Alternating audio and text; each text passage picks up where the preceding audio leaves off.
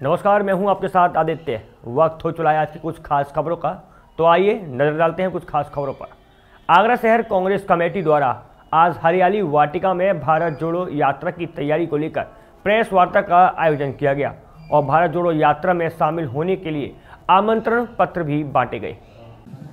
जैसा कि आप सभी जानते हैं, भारत जोड़ो यात्रा कन्याकुमारी से लेकर कश्मीर तक आदरणीय राहुल गांधी जी की अगुवाई में देश को जोड़ने के लिए, जो नफ़रत का माहौल है ऐसे वक्त में मोहब्बत का पैगाम देने के लिए, दिलों को जोड़ने के लिए, जो देश भर में महंगाई चरम सीमा पे है उसके ख़ात्मा के लिए, जो बेरोज़गारी का आलम है, युवा परेशान है, उन मुद्दों को उठाने के लिए, इन तमाम मुद्दों को लेके आदरणीय राहुल गांधी जी लगातार जो है कन्याकुमारी से कश्मीर तक पदयात्रा के रूप में भारत जोड़ो यात्रा कर रहे हैं। ये सौभाग्य है। उत्तर प्रदेश में 3 दिन की यात्रा है।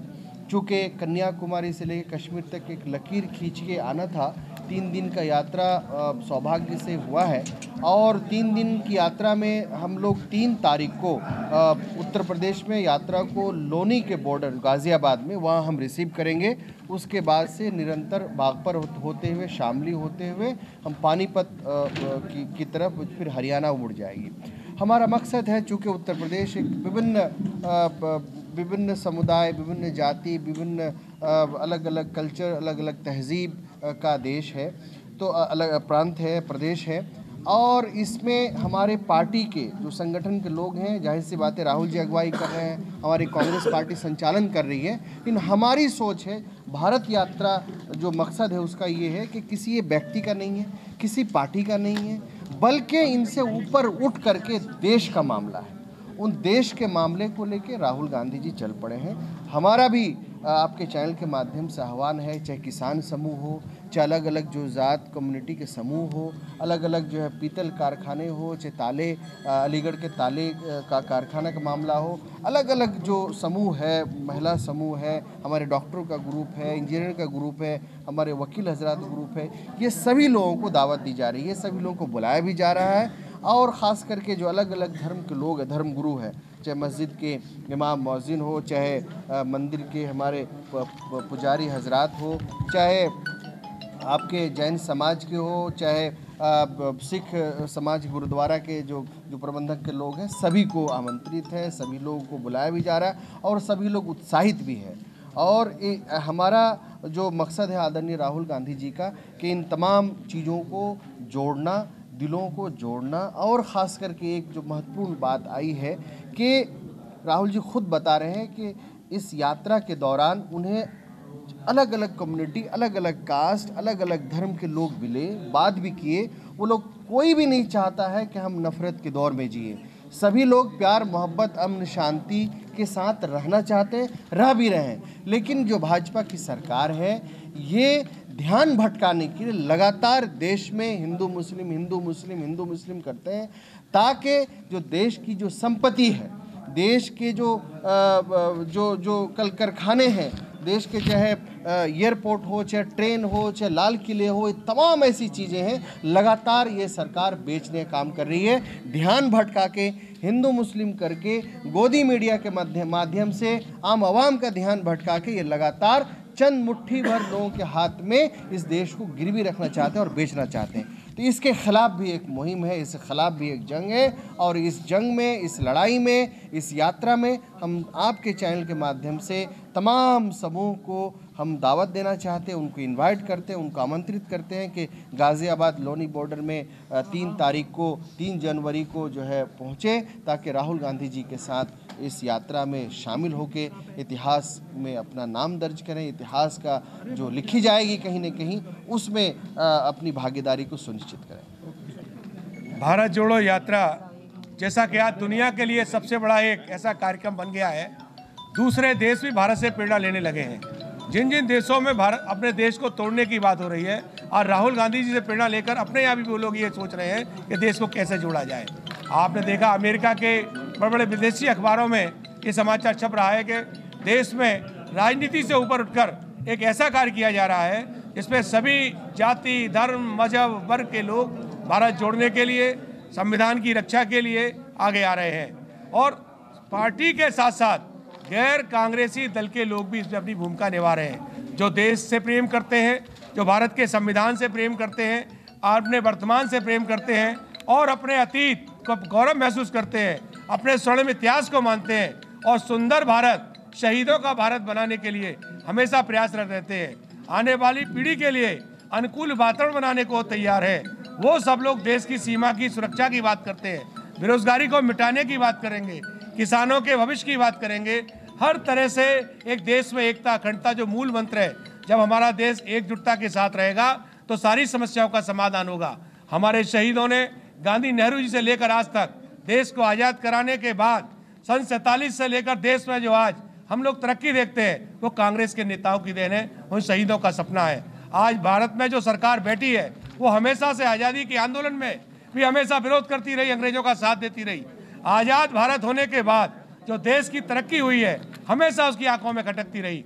आज जब उसको ये मौका मिला है तो भारत को खंड खंड करने के लिए बैठी हुई है, क्योंकि कांग्रेस का हमेशा से एक देश की अखंडता, देश की एकता अखंडता के लिए सब कुछ समर्पित करके देश की उन्नति के लिए काम करने का कार्य रहा है। उसी परंपरा को निर्वहन करते हुए आदरणीय हमारे नेता राहुल गांधी जी सब कुछ त्याग कर देश के अमन चैन के लिए, भारत को जोड़ने के लिए और नफरत के दौर में मोहब्बत का शोर फैलाने के लिए, अंधेरों में मोहब्बत का उजाला करने के लिए आए। हम सब उनके सिपाही है, कार्यकर्ता है। हम आगरा जनपद की ओर से आदरणीय तौकीर साहब को ये विश्वास दिलाते हैं, ये अमन चैन की नगरी है, ये मोहब्बत का पैगाम देती आई है। आगरा से ऐतिहासिक लोगों की भागीदारी 3 तारीख को लौनी बॉर्डर पे होगी।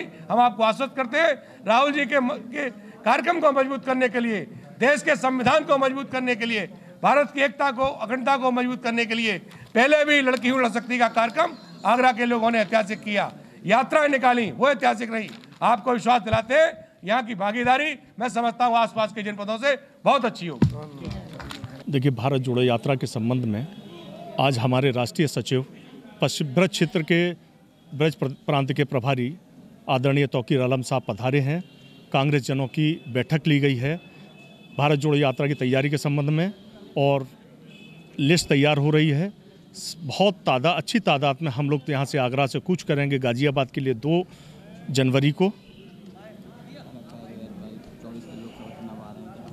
देखिए, भारत जोड़ो यात्रा से लोकसभा चुनाव से कोई ताल्लुक नहीं है। ये भारत जोड़ो यात्रा देश को एकता अखंडता के सूत्र में बांधने वाली यात्रा है, प्रेम का संदेश देने वाली यात्रा है। इस यात्रा का संदेश है कि जो भी देश के लोग हैं जिनको तोड़ने का काम किया जा रहा है, किसानों की समस्या है, रोजगार की समस्या है, इन सब का निदान होना चाहिए। देश को एकता के अखंडता के सूत्र में बांधना चाहिए। राहुल जी का प्रेम का संदेश, प्रेम का सूत्र में बांधने का प्रोग्राम है, ना कि चुनाव। जैसा कि सभी लोगों को विदित है, झारखंड में गिरिडीह जिले में जैनों का सर्वोच्च तीर्थराज समेत शिखर जी स्थित है। चूँकि तीर्थराज है और वहाँ लोग तीर्थ करने जाते हैं, अपनी आत्मा की विशुद्धि के लिए जाते हैं, उस क्षेत्र को झारखंड सरकार ने और केंद्र सरकार ने मिली भगत के द्वारा पर्यटन स्थल घोषित कर दिया है। आप ये बताइए मुझे, मैं इस समाज से, इस सरकार से पूछना चाहता हूँ, क्या कोई तीर्थ क्षेत्र पर्यटन स्थल हो सकता है? क्या हिंदुओं के लिए काशी, जैसे मुस्लिमों के लिए मक्का, ये तीर्थ क्षेत्र हैं, ये आत्मा की विशुद्धि के क्षेत्र है, आत्मा को पवित्र करने वाले क्षेत्र हैं। क्या इन क्षेत्रों पे तीर्थाटन के लिए उपयुक्त है? अगर उसे पर्यटन क्षेत्र घोषित कर देंगे तो वहाँ मांस, मदिरा आदि की बिक्री चालू हो जाएगी और लोग वहाँ पर आकर के अपने रोमांटिक प्रदर्शन करेंगे, हस्बैंड वाइफ आएंगे, लोग कपल के साथ फैमिली में घूमने जाएंगे। तो क्या ये उचित है? जहाँ हम अपनी आत्मा की विशुद्धि के लिए जाते हैं, अपने परिणामों को अच्छा करने के लिए जाते हैं, उन क्षेत्रों को तीर्थ क्षेत्र घोषित करना चाहिए, पवित्र क्षेत्र घोषित करना चाहिए। इसी मांग के साथ हम आज यहाँ पर आए। हमारा एक प्रतिनिधिमंडल तौकीर आलम जी से मिला है और हम अपनी अब मांग को संसद में पहुँचाना चाहते हैं उनके द्वारा। महासचिव शहर कांग्रेस कमेटी आगरा। प्रदीप जैन जी, आपके द्वारा लगातार प्रदर्शन किए जा रहे हैं। महत्वपूर्ण बात यह है कि इन प्रदर्शनों से क्या कुछ सुनवाई हो रही है, कुछ लाभ मिलता हुआ दिखाई पड़ रहा है? मुझे ऐसा लग रहा है ये गूंगी बैगी सरकार जो केंद्र में बैठी हुई है, उनको अभी तक हमारी आवाज़ पहुंची नहीं है। हमारा एक व्यक्ति जो कि संजय जैन ऋषभ बिहार दिल्ली में अनशन में बैठा हुआ है विगत 7 दिनों से, और अभी तक कोई प्रतिनिधिमंडल बीजेपी का या किसी सरकार से नुमाइंदा अभी तक वहाँ नहीं पहुँचा है कि हम क्यों बैठे हुए हैं और हमारी डिमांड क्या है, हम क्या चाहते हैं, किस लिए बैठे हुए हैं, हमारी व्यथा क्या है, इस बारे में अभी तक कोई पहुँचा नहीं है। तो क्या लगता है आपको, अगर सुनवाई नहीं की जाती है तो आपकी तरफ से क्या रहेगा? इसीलिए हम लोगों ने लगातार आंदोलन अपना चालू रखा है। आज हमारा मुंडन पूरे भारतवर्ष में हमारे बच्चे, हमारे बुजुर्ग